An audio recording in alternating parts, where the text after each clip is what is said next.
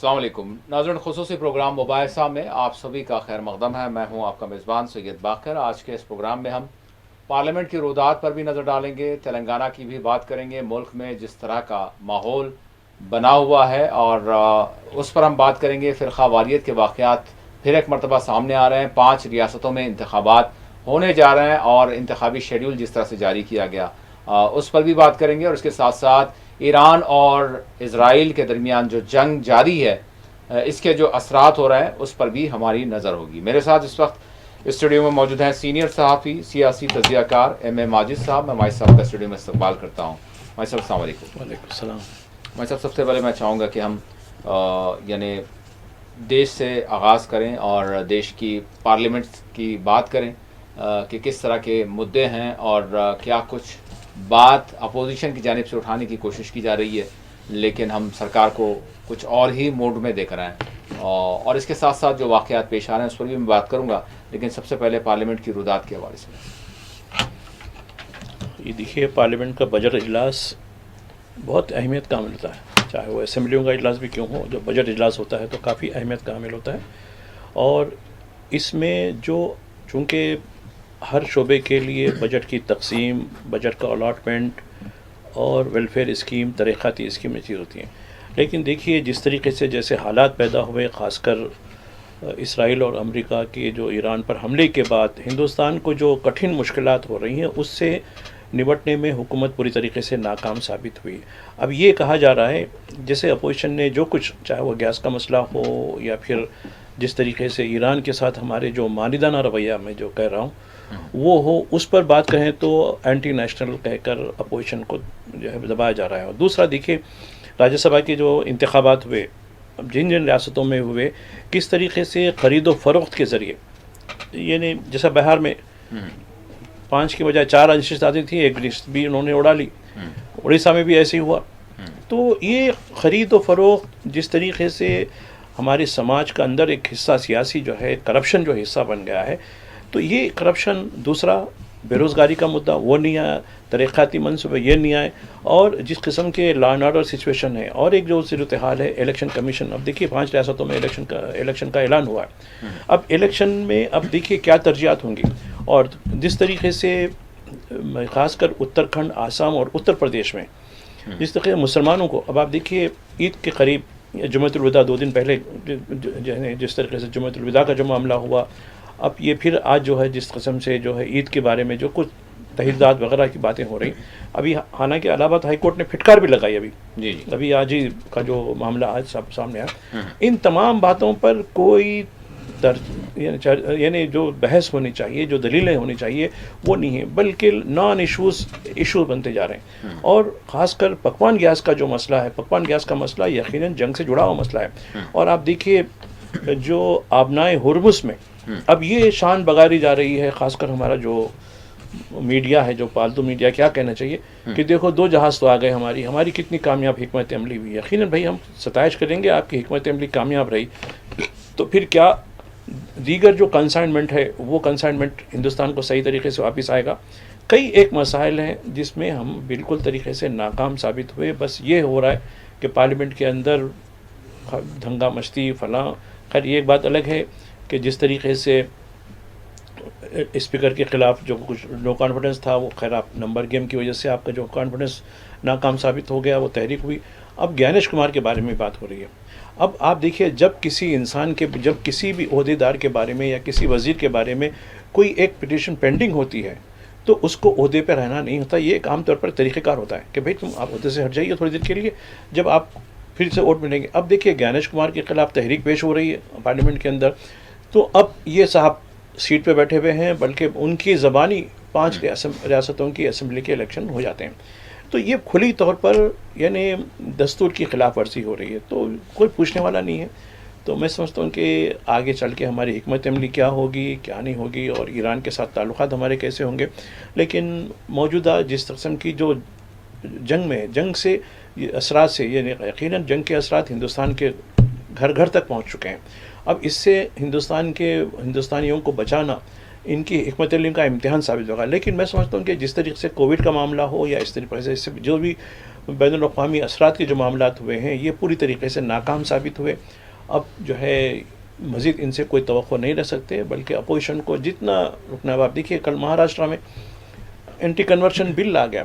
اب آپ دیکھیے جبکہ اس سے پہلے اتراکھنڈ میں، آسام میں اور یو پی میں جب بل آیا گیا اس کی پٹیشن سپریم کورٹ میں پڑی بھی ہے ابھی تک کہ بھئی ایک طرف دستور کہتا ہے کہ پوری مذہبی آزادی ہے، آپ مذہب کی تبلیغ کر سکتے ہیں، ترویج کر سکتے ہیں، آگے بڑھا سکتے ہیں، پوری آزادی آپ کو رہے گی، آپ کی شناخت کر سکتے ہیں، سب کچھ کر سکتے ہیں. وہیں کنورشن لا کے ذریعے یہ دستور میں جو یعنی جو حقوق دیے گئے تھے اس کی پامالئی ہو رہی ہے. اس کے اوپر 3 سال سے سپریم کورٹ میں پینڈنگ کیسز ہیں اور ہر بی جے پی کی ریاست ایک ایک قانون بناتے جا رہی. گجرات میں بھی بنایا اس سے پہلے بھی قانون. کیا اس پہ کوئی بحث ہو رہی؟ کیا سپریم کورٹ نے اس کا جو ہے معاملہ لیا کہ بھئی یہ دستور کے خلاف بات ہو رہی ہے، ہر ریاست اپنے طور پر جو ہے قانون بناتے جا رہی؟ تو اس پہ نہیں ہونے والا. اس پہ تو کورٹ بولے گی ارے ہمارے پاس لوڈ مقدموں کا جو ہے کافی زیادہ دباؤ ہے، دیکھیں گے کبھی کیا. تو یہ کچھ ہونے والا نہیں ہے. تو میں سمجھتا ہوں کہ یہ ملک داخلی طور پر بھی، خارجی طور پر بھی اور دفاعی طور پر بھی اور معاشی طور پر بھی یہ 4 سمتوں کا میں نے نشاندہی کی ہے. ان چاروں سمتوں میں ہم یہ بتا سکتے ہیں کہ ملک کی جو موجودہ حکومت ہے پوری طریقے سے ناکام ہے اور پارلیمنٹ محض ایک یعنی ہلا گلا کرنا، تماشا کرنا اور بس طریقے سے اپوزیشن کو بلیم کرنا، اپوزیشن سرکار کو بلیم کرنا، اس سے ہٹ کر کچھ ہونے والا نہیں ہے. میں صاحب جس طرح سے آپ نے گیس کی یعنی گیس کے حوالے سے جو بھی اس وقت جو ایک بحران ہم دیکھ رہے ہیں، ضرور اگرچہ سرکار اس کو رد کرے لیکن ہم دیکھ رہے ہیں کہ ایجنسیز کے پاس کس طرح کا ماحول بنا ہوا ہے اور لوگ اگر بک کرنا چاہ رہے ہیں تو ان کی وہ کس طرح کے مسائل کا سامنا ہے. اب یہ جو نندا دیوی جہاز جو رکا ہوا تھا، ایک آ گیا، ابھی دوسرا پیچھے آ رہا ہے، تو کیا مطلب صرف یہ آ گیا، اس کے بعد بھی جو ہے جاری رہیں گے ہماری جو آمد و رفت ہے آبنائے ہرمز میں، مطلب یا پھر یہ جو آ گئے سو آ گئے، کیا معاملہ ہے؟ ابھی دیکھیے جنگ کی وجہ سے آپ ہو یا مجھے ہو، خبروں کی جو ترسیل ہوتی ہے وہ اس پر ہم بھروسہ نہیں کر سکتے. یہ حقیقت کیا ہے، حقیقت کیا نہیں ہے. پہلے یہ بتایا گیا ہے کہ انکنڈیشنل ہم کو فری پیسج دیا گیا ہے، یہ جو بالکل غلط ثابت ہوا ہے. انکنڈیشنل ہندوستان کے لیے انکنڈیشنل پیسج فری نہیں دیا گیا، بلکہ یہ تابع تھا.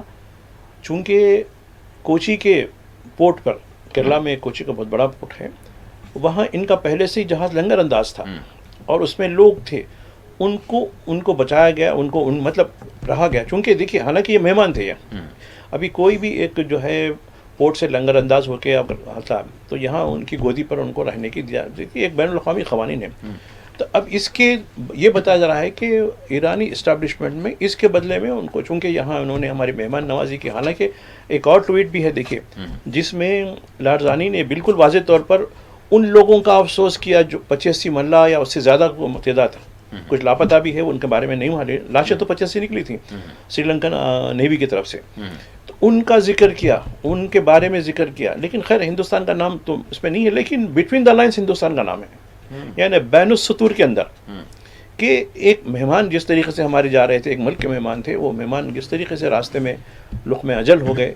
تو اس کے اوپر انہوں نے ٹویٹ بھی کیا اور ایک سری لنکا کی جو ہے حکومت کہا کہ بھائی ان کو ڈیپورٹ کر دیں گے. دوسرا کوچی کا جو معاملہ تھا، کوچی میں جو ملا پھنسے ہوئے تھے ان کو جو ہے ایک طریقے سے ان کو بھی جو ہے واپس بھیجا گیا سیفٹی کے ذریعے. لیکن ایران تو نہیں گئے، وہ کسی اور ملک کو گئے ہیں، وہاں سے وہ ایران کو چلے جائیں گے. تو یہ بتانا مقصد ہے کہ ان کی جو سیفٹی ہوئی، کوچی میں جو ملاح جو یہاں پھنسے ہوئے جہاز میں پھنسے ہوئے تھے ان کو جو ہے ایک طریقے سے ایک چارٹرڈ کے ذریعے ان کو جو ہے بھیجایا گیا ہے، ایک تیسرے ملک کے ذریعے ان کو ایران میں حوالے کیا جائے گا. بھائی صاحب لیکن آگے کے حوالے سے ابھی کوئی مطلب یہ کوئی تمانیت نہیں ہے کہ ہمارے آمد و رفت جو ہے آبنائے ہرمز میں وہ کوئی بحال نہیں ہوئی، یعنی اس کو اجازت نہیں ملی. تو ایک یہ تو بنا ہوا ہے کہ آنے والے دنوں میں، ٹھیک ہے آج تکمیل ہو جائے گی جو بھی ایندھن کی گیس کے حوالے سے، لیکن یہاں سے جو کچھ بھی آتا ہے کیا رشیا سے مکمل ہو جائے گا؟ دیکھیے رشیا سے جہاں تک ہے ہم تیل کی ترسیل ابھی پہلے ایک ہفتہ پہلے جو 30 دن کی ہم کو چھوٹ دی گئی تھی، یعنی 100 ملکوں کی نہیں تھی، ہمارے کو ضرور تھی، اس میں وہ شپمنٹ کی چھوٹ تھی، یعنی جو پہلے جہاز میں تیل بھرا چکا ہے، جو آپ کے لیے آنا چاہیے، کنسائنمنٹ آپ کو ملنا چاہیے، جو پہلے سے آلریڈی چکا ہوا، اس کی ہم کو اجازت مل گئی تھی. اس کے بعد اس کے کچھ دن کے بعد ڈونلڈ ٹرمپ کی طرف سے یہ آیا کہ نہیں، اب کوئی بھی ملک جس پہ میں نے ٹیرف جو بھی لگایا وہ روس سے کوئی بھی چاہے خرید سکتا ہے. تو یہ پوری، تو اس پہ بھی ہم کو جو ہے دوہری ہمارے کو راحت ملی ہے.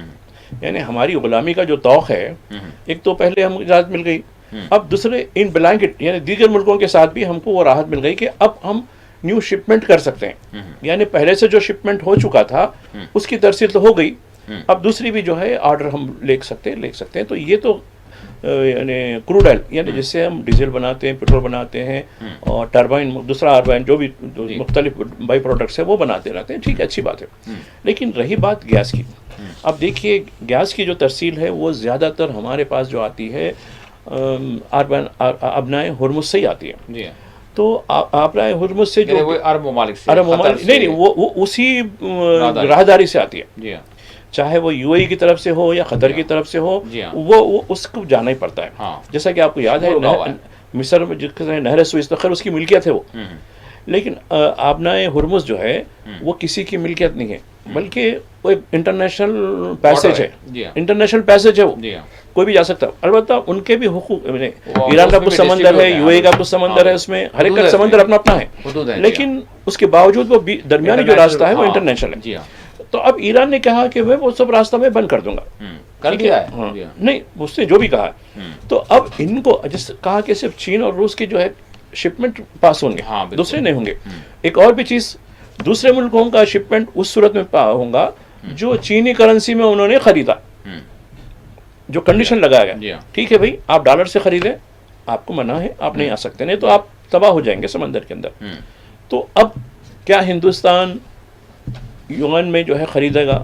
یہ نہیں بتانے کا مقصد یہ ہے، ٹھیک ہے بھائی وہ لا کے ان کو ہاں بھائی میں نے یہ پیمنٹ کی ہے، چین کی کرنسی میں پیمنٹ کی ہے، تو اس وقت میں ہو سکتا ہے کہ چلو ٹھیک ہے. لیکن دوسری جو بات ہے، دوسری بات جو ہے یو اے کی طرف سے ہو یا قطر کی طرف سے ہو، انہوں نے ہی گیس کی جو سربراہی ہے اس کو انہوں نے وال بند کر دیا اس کا.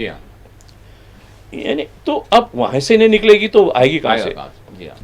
سمندر کے راستے ٹرانسپورٹ کیسے ہوگی؟ تو یہ 2-3 سوال ہے.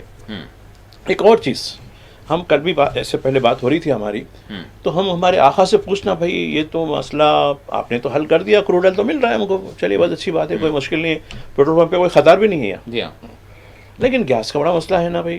تو آقا سے پوچھنا صاحب اس کا کوئی مسئلہ حل کر دیجیے. تو آقا نے کیا کہا، میں سارے ملکوں کو، خاص کر نیٹو کو، سب کو، انہوں نے پورے ملکوں کو دعوت دی کہ آپ اپنے سیکورٹی رکھیے، آبنائے ہرمز میں اسکاٹ کیجیے، یعنی آرم اسکاٹ کیجیے اپنے جو جہازوں کا. اس پہ خود ہندوستان نے بھی ریئیکشن نہیں دیا، فرانس، یو کے، انہوں نے بھی ریزرویشن کا اعلان کیا، جاپان نے کہا کہ نہیں ہمارا فیصلہ ہم کریں گے. تو یہ جو کال دی گئی تھی، جب بھائی تم اتنے طاقتور ہیں، پوری دنیا کے چودھری ہیں، دنیا کے پولیس مین ہیں، ہیلپ طلب کر رہے ہیں، الائز سے ہیلپ طلب کر رہے ہیں، یہ ایک نقطہ، یہ نقطہ جو بتانا چاہ رہا ہوں کہ بھائی تم خود بھی کر سکتے ہیں، تم اتنے طاقتور ہیں، تم خود اسکاٹ کرو بھائی ہر جہاز کو. اور ایک چیز انہوں نے کہی کہ بھائی انشورنس کمپنیاں منع کر رہی ہیں، تو بھائی انشورنس کمپنیاں زیادہ تر تو آپ ہی کے لوگ ہیں، یہودیوں کے ہیں یا پھر آپ لوگوں کے ہیں، چلو منع کرو نا ان کو. کیوں منع کر رہے ہیں وہ لوگ؟ نہیں وہ رسک فیکٹر ہے، ہمارے کو لاس ہوتا، ہم یہ صورت میں ہم انشورنس نہیں دیں گے، عام صورت میں دے سکتے ہیں. یہ ہو گیا. تو اب ہندوستان کی حکومت کیا درخواست کرے گی چودھری صاحب سے کہ صاحب ہم کو گیس کے لیے بھی کوئی آلٹرنیٹ کیجیے نا، دوسری طرف سے بھی امریکہ سے ٹھیک ہے دیر ہوگی لیکن وہاں سے لے کے آئیے دیجیے نا. کیا یہ دینے کو تیار ہیں؟ امریکہ سے گیس ہم کو فراہم کرنے تیار ہیں؟ نہیں دے سکتے. یہ انتہائی خود غرض، مطلبی اور بالکل استحصال کرنے والے لوگ ہیں، تو ان سے کوئی امید نہیں رکھ سکتے. لیکن ہندوستان کی اپنی مجبوریاں ہوں گی، چاہے وہ ایپسٹین فائل ہو، اڈانی کا معاملہ ہو کورٹ کا، یا کچھ اور معاملے ہوں گے جس کی وجہ سے کہیں نہ کہیں ہم کو امریکہ کے سامنے جھکنا پڑ رہا ہے. بھائی صاحب اسی کے ساتھ ایک اور بحران ہے جس کو شاید ہم نظر انداز کر رہے ہیں، اگرچہ کہا جا رہا ہے وزارت خارجہ کی جانب سے کہ تیز تر اقدامات کیے جا رہے ہیں. 13 مارچ سے یعنی ایویکویشن کے لیے عمل شروع کیا گیا ایران میں، لیکن اس کے باوجود یہ دیکھ رہے ہیں آج بھی ہم نے دیکھا کہ سری نگر میں بڑی تعداد میں جو طلباء ایران میں پھنسے ہوئے ہیں، اعلیٰ تعلیم کے لیے وہ گئے ہوئے تھے، مسلسل یہ یعنی 17 دنوں کے دوران کئی مرتبہ انہوں نے خاموش احتجاج کرتے ہوئے بنتی کی ہے، یعنی درخواست کی ہے کہ آپ تیز تر اقدامات کریں۔ ابھی بہت سارے بڑی تعداد میں طلباء آذربائیجان کی سرحد پر رکے ہوئے ہیں اور آذربائیجان کی جانب سے انہیں اجازت نہیں مل رہی کہ وہ اندر داخل ہوں۔ اب جب وہ اندر داخل ہوں گے آذربائیجان میں تو پھر وہاں سے پھر ان کو دوسرا مرحلہ یہ ہے کہ ٹکٹس بہت مہنگے ہو گئے ہیں، وہ بچے مطلب ان کے پاس کچھ پیسے نہیں ہیں، پریشان حال ہیں، وہ خود کی سالم میں نکل رہے ہیں۔ تو آج بھی احتجاج کیا گیا کہ آپ مدد کریں، خدا را ان بچوں کو محفوظ طریقے سے ملک واپس لائیں، آپ سارے انتظامات کریں، آذربائیجان کی حکومت سے بھی بات کریں اور ان کے آنے کا انتظام بھی کریں، ان کی جانوں کے جو ہے لالے پڑے ہوئے ہیں۔ دیکھیے، یہ حکومت تعصب کی بنیاد پر ایشو کو دیکھتی ہے، چونکہ ایران میں میجارٹی جو طلباء ہیں یا زائرین بھی ہے، ایسا نہیں ہے، زائرین بھی ہیں، مختلف مقدس مقامات ایران میں ہیں، جیسے بڑے بڑے جو خانقاہیں ہیں وہاں کے بھی لوگ ہیں، تو ان کو دیکھتے ہوئے بالکل اب دیکھیے، اب کتنے 15 دن سے زیادہ ہو چکا، 17 دن ہو گیا، نہیں بتا رہا ہوں، تو یہ 15 دن سے زیادہ ہو گیا، چیخ پکار ہو رہی۔ 2 چیزیں بتائی گئی ہیں، اب اس کو بھی وارننگ دی گئی ہے کہ ہم کو زمینی راستے سے یا تو آذربائیجان کے ذریعے یا آرمینیا کے ذریعے یا پھر اس طرف ایسٹ میں پاکستان افغانستان کی بارڈر پہ، وہاں سے ہم کو زمین کے راستے نکالیں۔ لیکن ایران کے حکام کا ماننا ہے کہ زمینی راستے انتہائی خطرناک ہو سکتے ہیں، تو کوئی ایئر پیسج ہی آپ لوگوں کے لیے کر سکتا ہے۔ لیکن ایئر پیسج کے لیے متعلقہ حکومتیں کیا کر رہی ہیں، ہندوستان کے لوگ کیا کر رہے ہیں؟ خیر دوسرے دیگر ملک ہیں، اس سے ہم کو مطلب نہیں ہے۔ ہندوستانی طلباء ہو، ہندوستانی زائرین ہو، ان کو لانے کی ذمہ داری کس کی ہوگی؟ تو ہندوستان کی سفارت خانے کی ہوگی نا۔ ہندوستان کا تہران میں سفارت خانہ وہ کیا کر رہا ہے؟ یہ سوال پیدا ہوتا ہے۔ ٹھیک ہے، آپ نے جو ہے ہم دبئی میں دیکھے، ریاض میں دیکھے، دوحہ میں دیکھے، ایک ایڈوائزری جاری کی گئی تھی، ایون خود تل ابیب سے ایک ایڈوائزری جاری ہوتی انڈین ایمبیسی یعنی ہندوستانی سفارت خانہ کی طرف سے۔ تو تہران میں ہندوستان کا سفارت خانہ کیا کر رہا ہے؟ اور ہندوستان میں نئی دلی میں ایران کا سفارت خانہ ہے، ان کے ذریعے کیسی کچھ مدد کی جا رہی ہے؟ آپ کو ان سے کوئی رابطہ کیا جا رہا ہے؟ کوئی یعنی خود دیکھیے جس قسم سے یعنی بالکل سرد مہری۔ اب دیکھیے ہندوستانی حکام کیا یہاں کے سفیر سے ملاقات کرے، بھائی ہمارے اتنے لوگ ہیں، ہمارے سے ان کا کچھ نہ کچھ رابطہ نکال لیجئے۔ ہوتا تو ہے کام بھائی صاحب، لیکن جس انداز میں ہونا نہیں، چاہیے یا تو آپ کی تکمیل ہوتی ہے۔ آذربائیجان جیسا کہ دیکھیے کوچی سے جو ملاحوں کو لے کے گئے آرمینیا لے کے گئے، آرمینیا سے جو پھر وہ لوگ زمین کے راستے جائیں گے نہیں جائیں گے کیا ہے، مگر آرمینیا بھی وہ بارڈرنگ اسٹیٹ ہے، آرمینیا ہو یا آذربائیجان ہو، آذربائیجان تھوڑا سا دور ہوتا ہے، آرمینیا بالکل قریب ہوتا ہے ان کا۔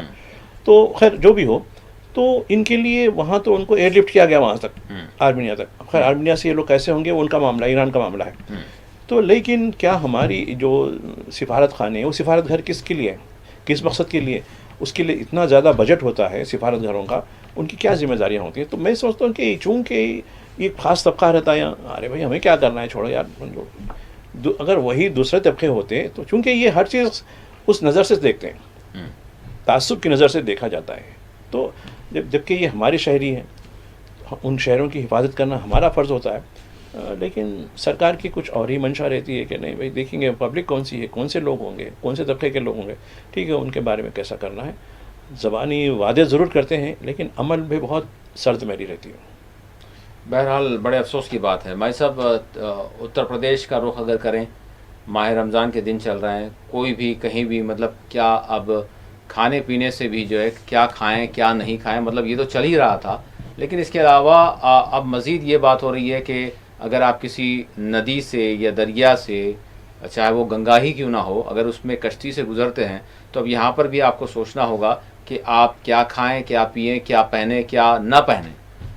شاید یہی وجہ ہے کہ بی جے پی یووا مورچہ کی جانب سے ایک کمپلینٹ کی جاتی ہے کہ چند لوگ جو کشتی سے گزر رہے تھے انہوں نے افطار پارٹی کی ہے کشتی میں، اور پھر ساتھ ہی ساتھ چکن کھایا ہے، انہوں نے چکن بریانی انہوں نے کھائی ہے، تو لہذا 14 کے خلاف جو ہے مقدمہ درج کیا گیا، ان کو گرفتار بھی کر لیا گیا، اور یہ کہا جا رہا ہے کہ سینٹیمنٹ کو ہرٹ کیا گیا ہے۔ گنگا چونکہ ایک خاص سینٹیمنٹ والوں کی جو ہے ایک پوتر وہ ندی ہے، تو اس پر جو ہے افطار پارٹی کی گئی اور چکن کھایا گیا۔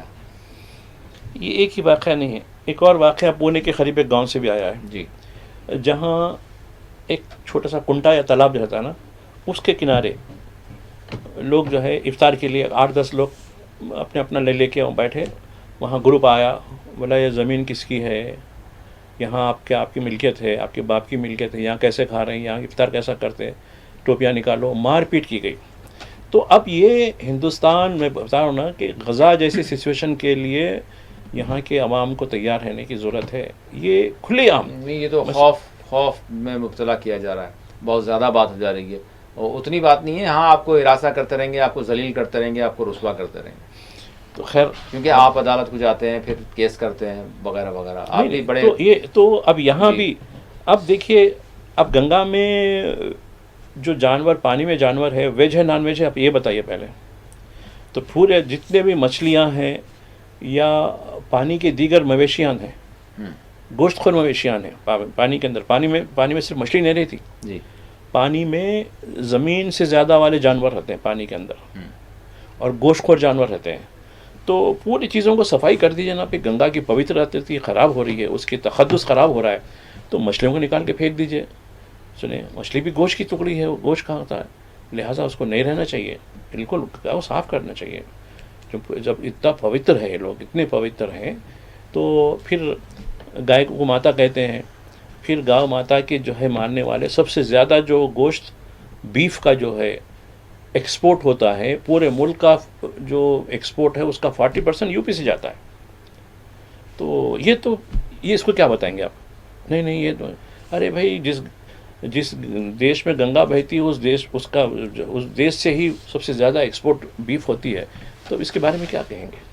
تو یہ پورا ایک بہانہ ہے، اور خالی آپ ایک شکایت پہ ہی کافی ہے. اب آپ دیکھیے اتم نگر دلی میں، اس کے 2 دن کے بعد ایک واقعہ ہوا. ایک شخص نے ایک مسلم لڑکی کو جو 14 سال کی تھی، اس نے اس کے ایڈوانسز کو ٹھکرا دیا، تو اس کو گولی مار کے ہلاک کر دیا. کیا اس کا گھر ڈیمالش ہوا یا اس کے خلاف کارروائی ہوئی؟ اس کے خلاف میڈیا خود آپ بھی نہیں چلایا، اس کے خلاف کچھ ہوا؟ صرف 2 دن یا 3 دن کا فرق ہوا اس میں، اتم نگر کے اور یہ واقعے میں. جبکہ اتم نگر کے واقعے میں پورے خاندان کے 7 لوگوں کو اریسٹ کر لیا گیا، ان کا گھر ڈیمالش کر دیا گیا، اور ان کے خلاف پوری، جبکہ اس میں کچھ حقیقت ہے نہیں ہے. وجہ کیا تھی کہ وکٹم کی فیملی نے الزام لگایا. پولیس کا میں بیان سن رہا تھا، ڈی ایس پی بیان سن رہا تھا کہ نہیں ان کے بیان کے اوپر ہی ہم نے لیے ہیں، ابھی پھر بھی ہم تحقیق کریں. ارے جب تحقیق مکمل ہی نہیں ہوئی تو پھر تم گھر کیوں گرائے؟ تحقیق مکمل ہی نہیں ہوئی تو گرفتار کیوں کیا؟ تو اب ہندوستان میں مسلمانوں، دلتوں اور OBC بس ان کو مظالم سہنا ہی ہے. اگر آپ میں حق ہے تو اس کے خلاف آواز اٹھانی ہے. اب آپ بولیں گے ہم دستور کے ساتھ دستور کے ذریعے آواز اٹھائیں گے، عدلیہ کے ذریعے اٹھائیں گے. اب یہ سب چیزیں ماند پڑ گئی چکی ہیں، اس پر جو ہے کافی جو ہے ایک گرد آ گئی چکی ہے ان چیزوں پر. وہ آپ کو بچانے میں نہیں ہو رہے. سنکشم آپ کچھ بولتے ہیں نا لفظ، ایک ہندی کا لفظ استعمال کرتے رہے، سکشم. مجھے تو ہندی اتنی آتی بھی نہیں، مجھے بھی نہیں آتی. ہاں نہیں آپ کا لفظ کبھی تو وہ ہماری عدالتیں، ہمارا آنا بھی ایک جرم ہے بھائی صاحب. ہندی کیوں نہیں آتی آپ؟ نہیں آتی، ہندی نہیں آتی. میں اردو پڑھتا ہوں. تو غلط بات ہے، مطلب آپ ہندوستان میں رہ رہے ہیں تو آپ کو تو ہندی آنی چاہیے. نہیں، ہندوستان ہندی کا نہیں ہے. Hindustan multi culture, multi language, multi regional country ہے. اس میں آپ کسی ایک زبان کو تھوپ نہیں سکتے، ورنہ یہ ملک ٹکڑے ہو جائے گا. یہ اس کی بیوٹی یہی ہے، اتحاد کی بیوٹی یہی ہے، ہم سب مل کے رہتے ہیں، اس میں کوئی بھید بھاؤ نہیں ہوتا. تو خیر سبجیکٹ الگ ہو جائے گا. یہ بتانے کا مقصد یہ ہے کہ ان کو صرف شکایت مل گئی، ختم. اب دیکھیے جس طریقے سے الہ آباد ہائی کورٹ کا، آپ دیکھیے الہ آباد ہائی کورٹ نے کھلے طور پر کہا کہ ایک ریسٹرکشن لگا دیا، عیدگاہ میں اتنے ہی لوگ رہیں، مسجد میں اتنے ہی مصلی آنا، فلاں ہونا. تو وہ مسجد کمیٹی اور عیدگاہ کمیٹی کے لوگوں نے اپروچ کیا کہ بھائی یہ تحریر لگا دی جا رہی ہے کہ بھائی ٹھیک ہے، ہمارے پاس اتنی گنجائش ہے، ٹھیک ہے ہم سڑک پہ نہیں آئیں گے، ہم وعدہ ہم لکھ کے دے رہے ہیں. ہم کمیٹی میں بھی بول چکے ہیں اتھارٹی کے سامنے کہ ہم سڑک پہ نہیں آئیں گے، لیکن آپ یہ کہہ رہے ہیں کہ گنتی کر کے ہم چھوڑیں گے، اس سے بڑھ کے ہوا تو کریں گے. یہ رجوع ہوئے. تو عدالت نے یہ کہا کہ کمبھ میلہ آپ نے کیا، کمبھ میلے میں گنتی کر کے چھوڑے لوگوں کو، آپ فلاں جگہ گنتی کر کے چھوڑے، آپ فلاں جگہ یہ کر کے چھوڑے، آپ پھر اسٹیمپ ہوا فلاں جگہ، اس کی ذمہ داری کون ہے؟ تو کئی ٹھیک ہے سوال جو ہے یو پی حکومت سے الہ آباد ہائی کورٹ نے کیے. کہا کہ وہ اپنی متعلقہ ان کی جگہ ہے، سرکار کی جگہ نہیں ہے. کہ بھائی آپ سرکار کی زبان نہیں پڑھ سکتے. جیسا کہ آپ جو ہے مختلف میلے ہوتے ہیں. اب ہولی کا کھیلا گیا, دیکھیے کتنے شہروں میں کھلے عام سڑکیں بند کر کے ہولی کھیلی گئی. اس پہ کوئی تحریک ہوئی. اور مختلف دیکھیں کئی ایسے ایونٹس ہوتے ہیں جس میں آپ پھول برساتے رہتے اوپر سے. تو یہ چیزیں تو خود عدالت نے اس کا نوٹ لیا. خیر ایک دو جج ہوں گے جو صحیح طور پر, وہ بھی ریمارک ہے, یہ کوئی فیصلہ نہیں ہے. لوگ بولیں گے ارے ریمارک ہے بھائی, فیصلہ تو نہیں ہے نا, چلو ہم تو برابر کریں گے کرنے والے. اور پولیس کی اتنی یعنی حیثیت بڑھ چکی ہے کیونکہ سرپرستی میں, کہ وہ ہمارے خارجی مسائل پر بھی بات کر رہے ہیں. اے تم اس کی تائید کرتے ہیں, چلو ادھر چلے جاؤ, ادھر چلے جاؤ, یہ ہو جاؤ, یہ ہو. جبکہ ہماری جو ضرورتیں ہیں دوسروں کے تابع ہیں, دوسروں کی سہولتوں کے تابع ہیں, اس کو بھی تو سمجھنی چاہیے. لیکن اتنا آگے بڑھ چکا ہے ملک تعصب کی بنیاد پر, ایک دوسرے سے نفرت کی بنیاد پر. ایڈمنسٹریشن میں پوری غلاظت بھر چکی ہے, اور دیگر شعبے بھی کوئی جو ہے پاک صاف نہیں ہے. تو اس کے لیے ہر کوئی نمبر بڑھانے کے لیے نہیں میں سی ایم میری پیٹھ سب تپائے گا, سی ایم مجھے بہت وہ کرے گا, پی ایم صاحب تو بیچارے بہت ہیں, لہٰذا مجھے بڑھ کے, کیونکہ مجھے پروموشن ہونی ہے. ٹھیک ہے ناظرین, ایک چھوٹا سا بریک یہاں پر لیتے ہیں. بریک کے بعد پھر ہم کچھ دیش کی بھی بات اور پھر کچھ یعنی جو جنگ کی وجہ سے جو حالات بنے ہوئے ہیں اس حوالے سے بھی بات کریں گے. ایک چھوٹا سا بریک لیتے ہیں, بریک کے بعد دوبارہ حاضر ہوں گے. بریک کے بعد مباحثہ میں آپ سبھی کا دوبارہ خیر مقدم ہے. اب ہم ضرور انٹرنیشنلی جو بڑی سرخیاں بنی اس پر جائیں گے, لیکن اس سے پہلے میں تلنگانہ کا رخ کرنا چاہوں گا. بھائی صاحب, تلنگانہ اسمبلی اور تلنگانہ اسمبلی کے مدعے مسائل اور پھر بالخصوص مجلس کے اراکین اسمبلی کی جانب سے جن ایشوز کو اٹھا گیا, سب کچھ ہم جو ہے اس پر بات تو نہیں کر سکتے, لیکن بنیادی طور پر کلیدی طور پر جو اہم مدعے ہیں جن کو اٹھایا گیا. جی بھائی صاحب. دیکھیے کل گورنر صاحب کا خطاب ہوا تھا, جی, اور خطاب سے پہلے وندے ماترم کے وہ متنازع جو پیراز بھی جو تھے وہ بھی بتائے گئے جس پر مجلس نے واک آؤٹ کیا تھا. جی ہاں. تو اب دیکھیے یہ ٹھیک ہے, گورنمنٹ آف انڈیا کی طرف سے, وزارت داخلہ کی طرف سے ایک ایڈوائزری جاری کی گئی تھی کہ جس طریقے سے ہمارے قومی ترانہ جو ہے گن جن گنا, جی, اس کا جو پروٹوکول ہے وہ پروٹوکول بھی وندے ماترم گیت ہے خالی, اور گیت میں جو دستور ساز اسمبلی نے جو جن اسٹینزاز کو ڈیلیٹ کر دیا تھا اس کو منع کیا تھا, لیکن اس سرکار نے یہ کیا, تو اس کے خلاف کل مجلس نے بڑا جو احتجاج کیا تھا. دوسری جو صورتحال ہے, آپ دیکھیے اس وقت تلنگانہ میں بجٹ اجلاس ہو رہا ہے, اب شاید 20 کو بجٹ پیش کیا جائے گا. اب اس میں جو ترجیحات ہوئی, ایک ترجیحات تو سٹی کی ڈیولپمنٹ کی ہے جس میں موسی ریور فرنٹ ایک بہت بڑا ایشو ہے. دوسرا میٹرو ریل جو کنیکٹیوٹی, یہ ایک دوسرا بڑا ایشو ہے. اب اس کے لیے سرمایہ فنڈنگ اور جو لوگ بے گھر ہو رہے ہیں اس کی وجہ سے, ان کے لیے آلٹرنیٹ, ان کو شیلٹر, پھر آلٹرنیٹ روزگار, یہ ایک بڑے ایشوز ہیں. اب رہی بات, دیکھیے کانگریس حکومت تو خیر اپنے کہے گی کہ مجھے اکثریت ہے, ہم جس طریقے سے کریں گے. اور دوسری جو بات ہے, جو اب مین اپوزیشن پارٹی ہے BRS پارٹی ہے, اب اس کی دنیا کچھ اور ہے, ہر چیز میں وہ جس طریقے سے جو ہے. لیکن مجلس کا جو رول ہے, اب دیکھیے جہاں مجلس کا رول اس لیے کہ GHMC کے الیکشن قریب ہے, تو اندرون 3 یا 4 مہینے یہ الیکشن کبھی بھی ہو سکتے ہیں. اس کے لیے شہری جو خدمات ہے, شہری خدمات پر ان کا بڑا فوکس ہے. شہری خدمات میں اس میں ترقیاتی کام بھی ہے اور ویلفیئر کام بھی ہے. اب دوسرا جہاں تک ہے جو معاملات مجلس کی جو ترجیحات میں ہیں, مجلس کی ترجیحات میں سٹی ڈیولپمنٹ کے لیے کیا کیا کیا جا رہا ہے. اب آپ دیکھیے مجلس کی خدمت کی وجہ سے, نمائندگی کی وجہ سے یہاں تقریباً اولڈ سٹی میں 4 فلائی اوور آئے, ورنہ اس کا فلائی اوور کا یہاں تصور نہیں ہوتا تھا. اور دوسرا گزشتہ اس سے پہلے آپ نے بات کی کہ کئی ایسے شہر سے متصل علاقے ہیں جو دیگر بلدیات میں شامل تھے, جس کا وہاں نہ تو روڈ ہے, نہ تو نل ہے, نہ تو ڈرین سسٹم ہے, نہ کچھ ہے. اب ان کو GHMC میں شامل کر لیا گیا.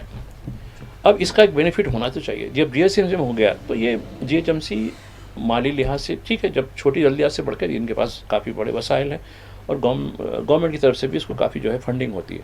تو اب یہ اس کے لیے بھی کام کرنا ہے. تو یہاں جن علاقوں میں جو ڈیولپ نہیں ہو چکے, جہاں سڑکیں ہموار نہیں ہیں, جہاں انڈر گراؤنڈ سسٹم ڈرین کا نہیں ہے, جہاں واٹر سپلائی نہیں ہے, تو ان ترجیحات کو مجلس اتحاد المسلمین وہ اپنی نمائندگی کی جس طریقے سے اسمبلی میں اس کو پیش کرنا ہے اور اس کے لیے جو بجٹ کا الاٹمنٹ کروانا ہے یہ اس کو ضروری ہے.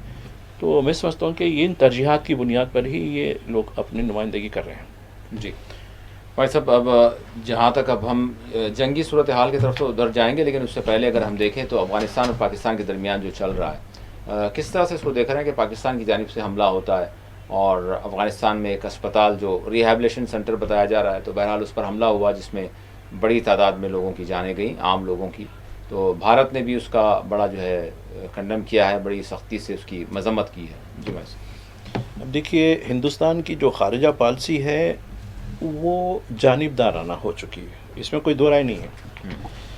اب ایران میں 28 فروری کو ایران کے ایک ٹاؤن میں چھوٹی لڑکیوں کے اسکول پر حملہ ہوتا ہے. پہلا حملہ. جی ہاں 165 لڑکیاں ہلاک کر دی جاتی ہیں اور متواتر حملہ ہوتا ہے.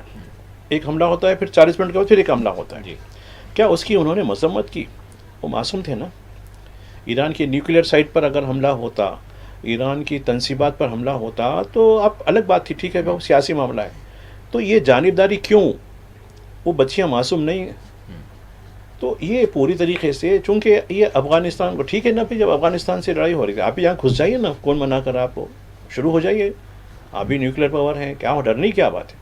تو یہ کہیں نہ کہیں تعصب ہے. رہی بات پاکستان کی جو اسٹیبلشمنٹ ہے، جو فوجی حکومت ہے، وہ بھی آقا کے تابع ہے، واشنگٹن کے آقا کے تابع ہے، غلام ہیں. اب آپ دیکھیے 22 فروری سے افغانستان کے خلاف کارروائی ہو رہی ہے پوری طریقے سے. وہاں بمباری ہو رہی ہے، کابل میں، قندھار میں، کئی علاقوں میں بمباری ہو رہی ہے، لوگ مرتے جا رہے ہیں. جی اور یہ پورا ایک سیکوینس ہے، یہ پورا سیکوینس ہے. اور اس سیکوینس میں ہندوستان اور پاکستان کی جو اسٹیبلشمنٹ وہ ایک ہی میں سمجھتا ہوں کہ پلیٹ فارم پر ہے.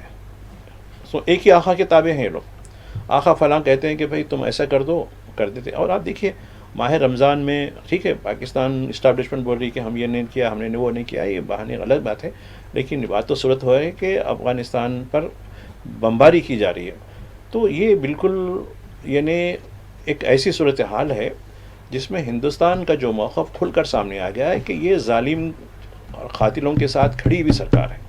یہ افغان کے معصوم لوگوں کے ساتھ نہیں ہے، بلکہ ان کے سیاسی مطلب کے لیے ان کے ساتھ جو ہے یہ اظہار کر رہی ہے. ہندوستان کی حکومت کو چاہیے کہ وہ 28 فروری کے اسرائیلی اور امریکہ کے مشترکہ حملے کا بھی مذمت کرے. ٹھیک ہے، تب کہیں بات سمجھ میں آتی کہ ہاں افغانستان پہ اس کا حملہ ہوا تو ہم بھی اس کی مذمت کرتے ہیں. تو یہ دوہرے معیار سے ان کے بارے میں کیا بتائیں گے؟ یہ دوہرے معیار کے لوگ ہیں.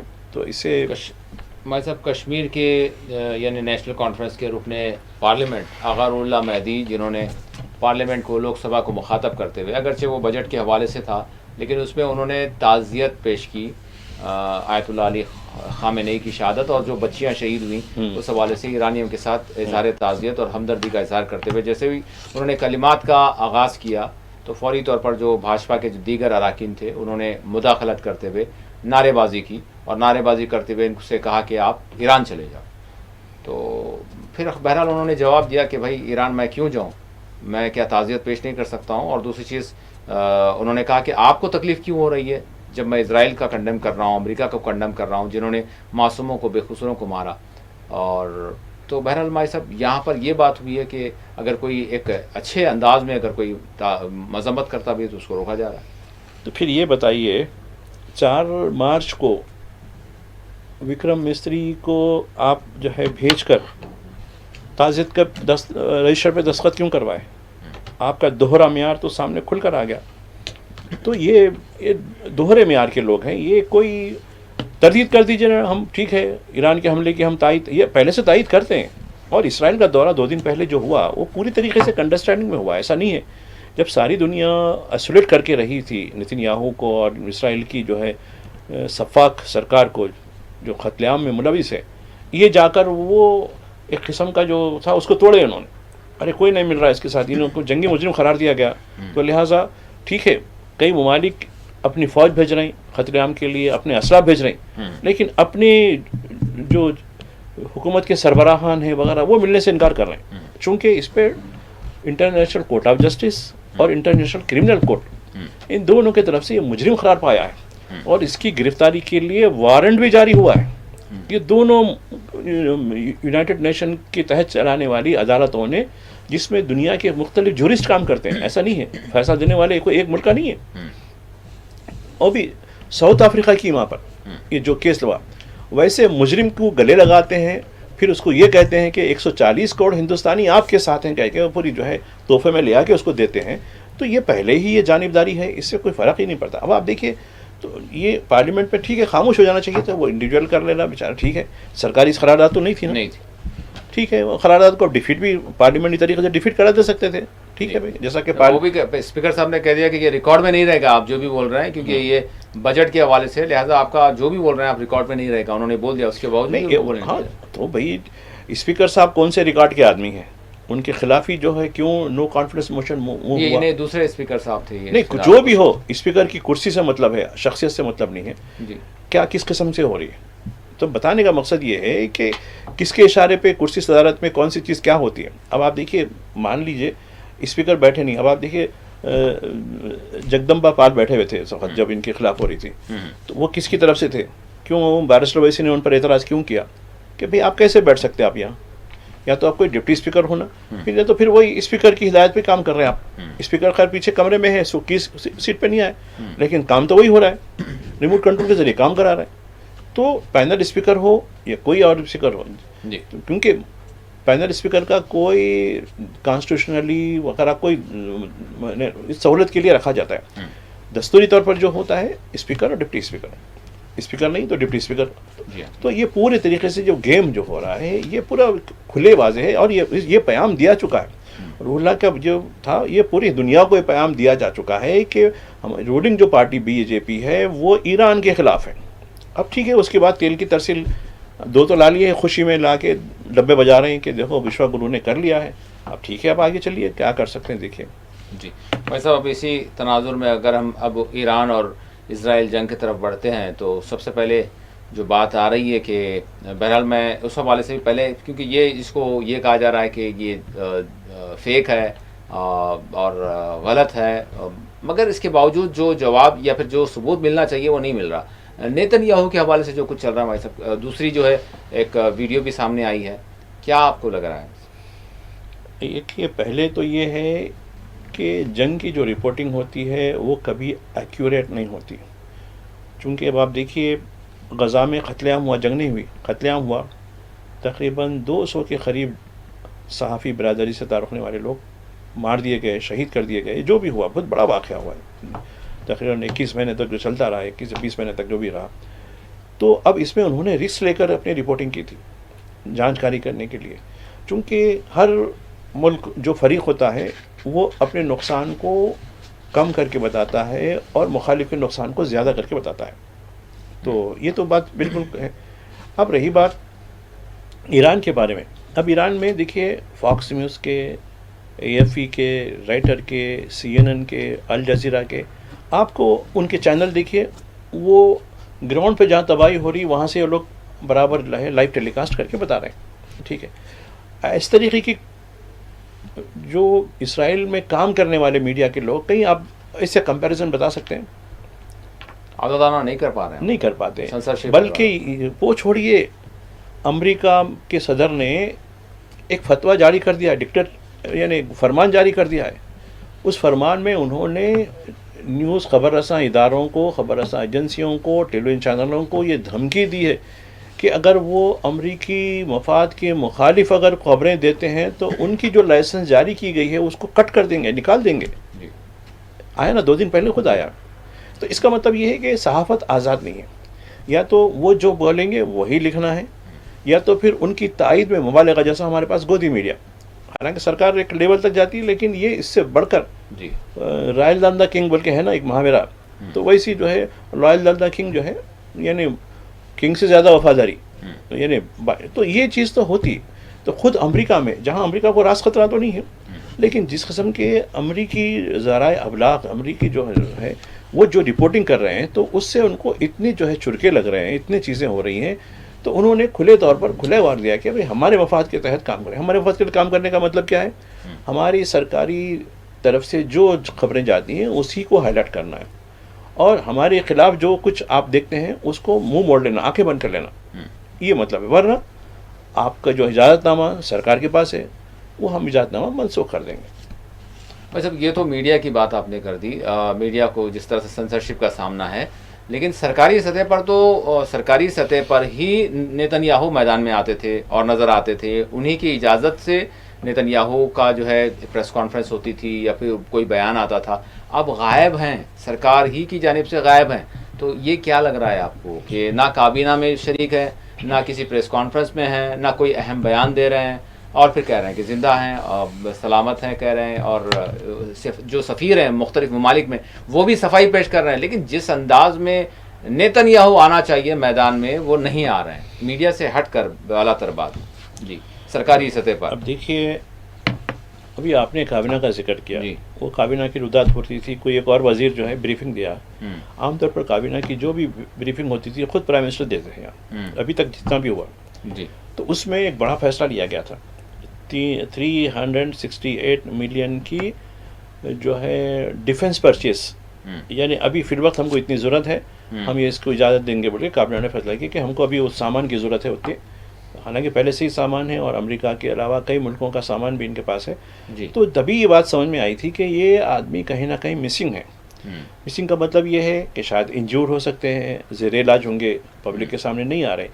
تو یعنی ایسا کچھ نہ کچھ تو ہے جس کی جو ہے پردہ داری ہو رہی ہے، اس کو چھپایا جا رہا ہے. تو خیر ہلاک ہوں گے نہیں ہوں گے یا زخمی ہوں گے، یہ لوگوں کے سامنے ظاہر نہیں ہوں گے. تو لیکن یہ کہیں نہ کہیں یہ بالکل چھپ کر ہیں. اگر کہیں چھپ کے محفوظ رہتے تو برابر یہ سرفیس پہ آ سکتے تھے، لیکن سرفیس پہ نہیں آنے کا یعنی منظر پر نہیں آنے کا مطلب یہی معلوم ہوتا ہے کہ وہ یا تو زیر علاج ہیں یا کہیں نہ کہیں ان کے لیے کچھ ایسا ان کے ساتھ ہوا معاملہ ہے جو عوام کے سامنے نہیں دکھا سکتے. رہی بات ہلاکت کی جو خبریں آ رہی ہیں، اس میں دیکھیے یہ خبریں یوں ہی نہیں آتی، افواہ ایک دو دن آتی اس کا تردید ہو جاتی. اب سب اسرائیلی اسٹیبلشمنٹ پوری صفائی میں لگا ہوا ہے کہ نہیں وہ ہیں، حیات میں ہیں، حیات میں حیات میں. اور اس دوران میں دو بڑے چیزوں کو سرفیس کیا گیا ٹی وی کے ذریعے، اور دونوں میں بھی لوگوں نے پکڑا کہ نہیں یہ اصلی نہیں ہو سکتے، چونکہ ان کی اصلی روپ رویہ، ان کا ایکسن جو ہوتا ہے یعنی زبان کا جو لہجہ ہوتا ہے اور جو ایکشن ہوتا ہے وہ تھوڑا سا ڈیفرنٹ ہوتا ہے. ٹھیک ہے، کاپی کی جا سکتی ہے لیکن کاپی اصلی کا مقابلہ نہیں کر سکتی. تو وہ دو بھی چیزیں وہ کاپی ہیں، کچھ کہتے ہیں کہ اے آئی سے بنی ہوئی چیزیں ہیں جس کے جو ہے وہ یہ میسج دینے کی کوشش کی. ورنہ یہ ہوگا کہ جو یہودی فوجوں میں کہ جو حوصلے پست نہ ہو جائیں، یہ ایک عام طور پر ہوتا ہے. جبکہ ایران میں دیکھ رہے ہیں کہ ایران کے جو لیڈر ہیں، سپریم لیڈر ہیں، وہ شہید ہو گئے. ایران کی چیف آف آرمی کے اسٹاف وہ شہید ہو گئے اسی دن، 28 کی بات ہے. ان کے ساتھ 7 بڑے جنرل شہید ہو گئے. تو انہوں نے چھپایا نہیں، انہوں نے کھلا نام کر دیا کہ یہ ہے. ابھی جو بھی دعوے آ رہے ہیں کہ اس کی برابر انہوں نے کہا کہ ہاں یہ صاحب حیات میں ہے، یہ صاحب نہیں ہے، یہ صاحب وہ کرا. تو دیکھیے ہر ایک کا اپنا طرز ہوتا ہے. چھپانے سے ان کو یہ ہوتا ہے کہ بھئی ہم چھپا کے رہیں تو ہمارے جو نقصانات ہو رہے ہیں وہ نقصانات لوگوں پہ واضح نہیں ہوں گے، بلکہ اس کا نفسیاتی ایک اثر ہو سکتا ہے عوام کے اندر. لوگوں میں یہ ہوں گے دیکھو بھائی اب تو اسرائیل بھاری پڑ رہا، ایران کمزور ہو گیا. جبکہ ایران یقیناً کمزور ہے، ایران کے ساتھ کوئی طاقت کھڑی بھی نہیں ہے. جبکہ اسرائیل کی لڑائی امریکہ لڑ رہا ہے اور امریکہ ساری دنیا سے ہیلپ کی بھیک مانگ رہا ہے. تو اب اس کا اندازہ لگائیے کہ اتنا طاقتور آدمی ایک چھوٹے سے ملک کے ساتھ جس کے کوئی وسائل نہیں ہیں، جو سالوں سے جو تہدیدات کو جھیلتا آ رہا ہے اور جس کی اکانومی کچھ نہیں ہے، ورلڈ میں کچھ اس کی حیثیت نہیں رکھتی، اس کے باوجود وہ کس طریقے سے مقابلہ کہتے ہیں نا کہ مقابلہ تو دل نادواں نے بہت کیا، خوب کیا، بلکہ شعر بھی ہے دیکھیے سر. تو اسی طریقے سے دل ناتواں نے مقابلہ جو کیا ہے تو وہ منظر پر ہے جس کی وجہ سے ان کو بڑی تشویش ہو رہی ہے. اور آپ دیکھیے یعنی 15 دن سے زیادہ ہو گیا، 17 دن ہے نا آج جی، وہ اس کو تاب لا رہا ہے. کئی شہر اجاڑ دیا گیا. گزشتہ دیکھ رہا تھا ہمیں اصفہان میں یونائٹڈ نیشن کی ہیریٹیج کے، یونیسیف کے ہیریٹیج کے جو ہے بہت بڑے جو ہے محلات ہیں. اور ایرانی جو قوم ہے، میں سن رہا تھا کچھ لوگوں کو ایک سیمینار کو میں، اس میں بتایا گیا ہے کہ ایران کا جو معاملہ ہے، ایران میں بہت بڑے اپنے دور کے روم اور ایران یہ اپنے دور کے بہت بڑے ہیں، تہذیب یافتہ، یہ بہت سرما قسم کے لوگ ہیں، جہاں بہت سی چیزیں یہ دلی میں ایک نجیب جنگ ہوا کرتے تھے، ان کا ایک لیکچر سن رہا تھا میں. اس میں انہوں نے بتایا کہ کس طریقے سے جب سکندر ہندوستان کیوں آیا اس وقت، ایران سے ہوتے ہوئے کیوں آیا، اور ایران میں ان کو کیا ٹریٹمنٹ ملا گیا تھا، کیوں یہ چیزیں ہوئی. تو یہ ایک تہذیب یافتہ قوم ہے، ان سے جو مقابلہ ہوا، اور یہ بد تہذیبوں کے ساتھ ہو رہا ہے. یہ بد تہذیب چال باز ہوتے ہیں، وہ لوگ چال باز نہیں ہوتے، وہ شکار کریں گے، کھل کے کریں گے، شاہانہ طور پہ کریں گے، چاہے اس کے لیے کچھ بھی قربانی، کتنا بھی قیمت ادا کرنا پڑے. اور یہ لوگ جو چال باز ہیں، جو جس طریقے سے ایران کو دیگر ملکوں کے ساتھ لڑا کر خود تماشا دیکھنا چاہتے ہیں، تو وہ مصنوعی حملے کرتے جا رہے ہیں مختلف علاقوں میں، کہ اپنی طرف سے حملے کر کے ایران کا نام ڈالتے جا رہے ہیں. تو یہ چیز پکڑی بھی گئی ہے، ایسا نہیں ہے. یہ 15-17 دنوں میں یہ چیزیں پکڑی بھی گئی ہیں، کن کن مقامات پر انہوں نے کس طریقے سے ایران کا نام ڈال دیا اور خود حملے کروائے، تاکہ یہ ایک دوسرے سے بھڑ جائیں، تاکہ وہ اپنے جو ان کا جو ان کی جو نفری ہے یا ان کا ایمولیشن ہے، یہ محفوظ رہے، یہ تماشا دیکھتے رہیں. تو یہ تو چال بازی کا مطلب ہے، جیوئزم ہے، چال باز، جال ساز، یہ جیوئزم کی جو ہے نشانیاں ہیں. بھائی صاحب آخری سوال، کیا اب لگ رہا ہے، مطلب 17 دن ہو چکے ہیں، ڈونالڈ ٹرمپ کو ہم دیکھ رہے ہیں کہ بالکل باڈی لینگویج چینج ہو گئی ہے، اور شاید وہ تنہا ہو گئے ہیں، کہیں نہ کہیں تنہا ہو گئے، ان کا پارٹنر بھی ان کے ساتھ نہیں ہے. نیتن یاہو کہیں نہ کہیں ہوا کرتا تھا. اب جس طرح کے یہ دعوے کر رہے ہیں کہ علی لاریجانی کو جو ہے شہید کر دیا گیا، ٹھیک ہے، اور پھر اس کے ساتھ ساتھ جو بسیج کے جو اعلیٰ کمانڈر ہیں ان کو بھی شہید کرنے کا دعویٰ کیا جا رہا ہے. اب یہاں سے بھی جو ہے شدید حملے تل ابیب پر ہو رہے ہیں، ادھر سے لبنان کی طرف سے بھی حملے ہو رہے ہیں. جنگ تو اپنے مطلب بڑے عروج پر ہے، شدت پر ہے. تو کیا لگ رہا ہے آپ کو کہ کچھ راہ نکلے گی یا پھر یہ چلتے رہے گی؟ نہیں، فی الوقت تو امیڈیٹ سیز فائر کا امکان بہت کم ہے. اس لیے کہ جس قوم سے انہوں نے ٹکرانے کی جو جرت کی ہے، اس کی قیمت ان کو ادا کرنی پڑے گی. فلسطین نہتے تھے، ان کا قتل عام کیا، اور وہ لوگ سہتے رہے. نہتے دیکھیے 20 مہینے تک ان کے ساتھ رہے، 20 مہینے تک ایک طرفہ کاروائی ہو دی. یہ لوگ خود عاجز آگے، کتنے کو شہید کرتے جائیں گے. عوام غزہ میں کچھ ہے نہیں، پورا ملبہ بنا ہوا ہے، غزہ ریبل ہے پورا بالکل. تب بھی وہ لوگ کس طریقے سے سروائیو ہو رہے ہیں، کس طریقے سے زندگی گزار رہے ہیں. لیکن ایران کا ساتھ جہاں تک معاملہ ہے، ایران کے ساتھ شاید ان کو لگا کہ یہ غزہ نہیں ہو سکتا. اور ایران میں دیکھیے شہادت کو ایک آنر سمجھا جاتا ہے.